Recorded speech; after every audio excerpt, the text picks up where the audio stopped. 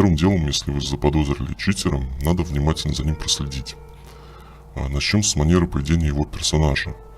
Также не путайте аналоговое управление от той привычной игры на клавиатуре, с которой вы играете. Если вы видите персонажа под ником Эльфанкилла, то бишь меня, знайте, что я контролирую поведение персонажа лучше, чем обычный не использующий взлом игрок, потому что я использую геймпад. Более подробно об особенностях поведения персонажа на геймпаде смотрите первую часть видео. Из моментов могу сказать, как различать, что игрок, использующий геймпад, зачастую совершает дугообразные движения при прыжках. Это обуславливается движением оси в полете. Обычно такое поведение выглядит естественно, и анимация персонажа работает как положено. Единственная проблема с определением этих читов это то, что они схожи с управлением геймпада, если смотреть на это со стороны. Различия, конечно, есть, но если читер очень подкованный, заметить крайне сложно. Берите в расчет то, что на компьютерной версии с геймпадом играют очень редкие люди. Такие игроки не могут быстро вращать прицел, и недостаток сенсы компенсирует рапид-файром. В общем, ориентируйтесь, что любой быстро движущийся игрок, играющий на клавиатуре и мыши, это читер. Вы же сами играете в эту игру на клавиатуре и понимаете, что на ней нереально крутить персонажа во все стороны, сколько бы FPS у вас не было. Все эти кадры — это механика одного и того же чита. Он может использоваться в различных значениях, от плохо заметного до крайне очевидного. Я рекомендую вам обращать внимание на скорость действий, производимых игроком, как быстро он производит прыжок и приземление, совпадает ли его анимация персонажа со скоростью его перемещения. Также обратите внимание, что игрок с таким сломом редко падает от взрывающихся рядом гранат. Также вы должны ориентироваться в представлениях уровня скилла или игры различных игроков. Если вы замечаете, что какой-то персонаж, не будучи выдающимся игроком, становится очень опасным, его каждый выстрел наносит большой урон, крайне быстро перемещается или получает низкий урон, то стоит заподозрить этого человека и внимательно за ним проследить. И это видео вам поможет в этом. Это вторая часть видео, как определить читера. Кто не смотрел первую, перейдите по ссылке ниже, чтобы сделать это. Первым делом, если вы заподозрили игрока, откройте его профиль. Если вы посмотрите на все эти аккаунты из черного списка, почти все они закрыты для просмотра и, как правило, имеют низкий уровень в Steam от 1 до 10. Ведь если забанить такой аккаунт, то читеру не будет жалко, ведь в большинстве случаев на таком аккаунте у него одна всего нужная ему игра. А также стоит обратить внимание на часто меняющиеся имена профиля или аватарки. Таким образом, читер пытается убрать с себя узнаваемость. Вам достаточно добавить страницу в закладке, чтобы проследить, потому что по истории имен нельзя делать выводы, ее можно подчистить. Поэтому читеру, желающему оставаться неизвестным, например, такому как Рейджар, придется создавать множество других аккаунтов, а это для него будет дополнительным препятствием. Итак, теперь мы понимаем, что закрытый профиль — это первый сигнал о мошеннике.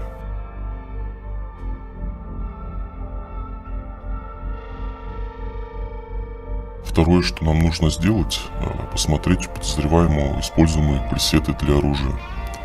Как правило, читеры, которые используют бесконечные патроны без перезарядки, брезгуют устанавливать на пистолет модификацию большой магазин.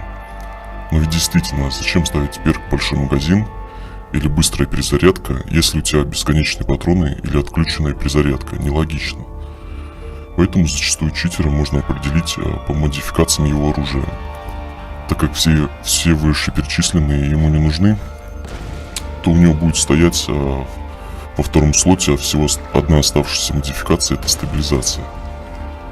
Как и в случае с Ашанти, я и не ошибся и верно сделал скриншот.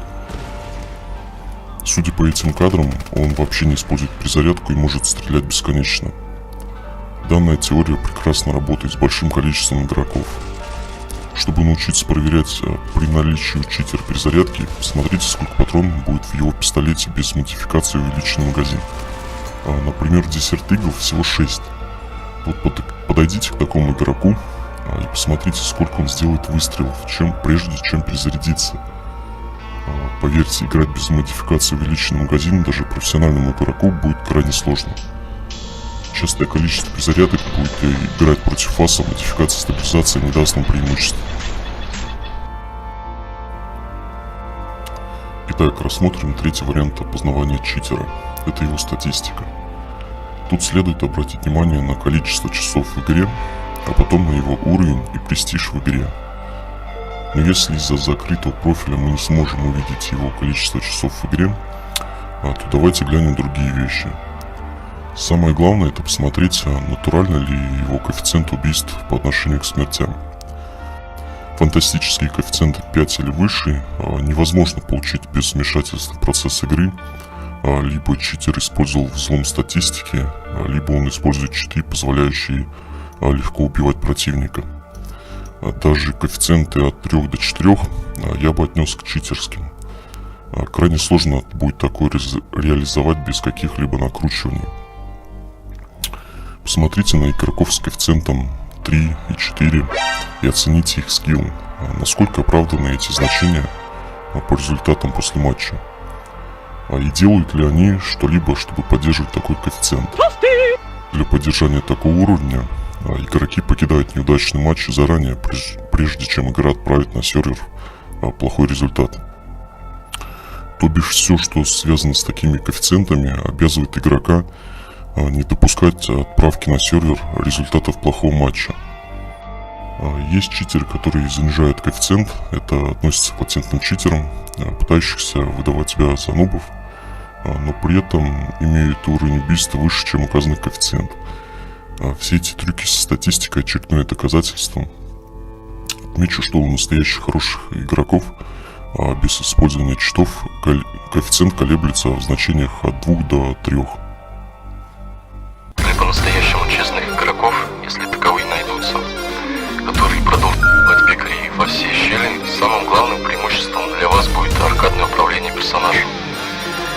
Без прибегания к читам вы сможете легко прыгать, бегать в 8-позиционной оси.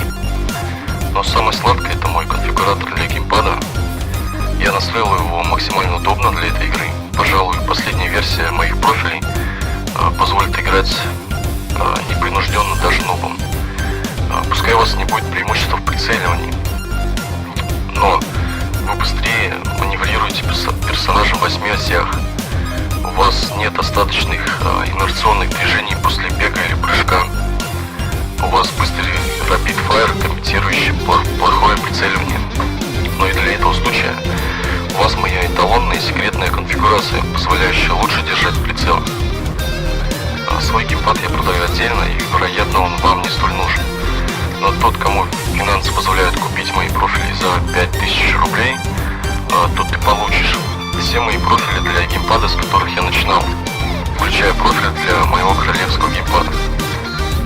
Также ты получишь все пресеты и модификации для оружия, расставленные с умом и получения преимущества, включая пресеты для PS4, настройки для игры и чувствительность геймпада, моя дружба и лояльность, 24/7 поддержка по любым вопросам, обучение основам игры, как правильно использовать геймпад, обучение использования гличей в игре и прочее.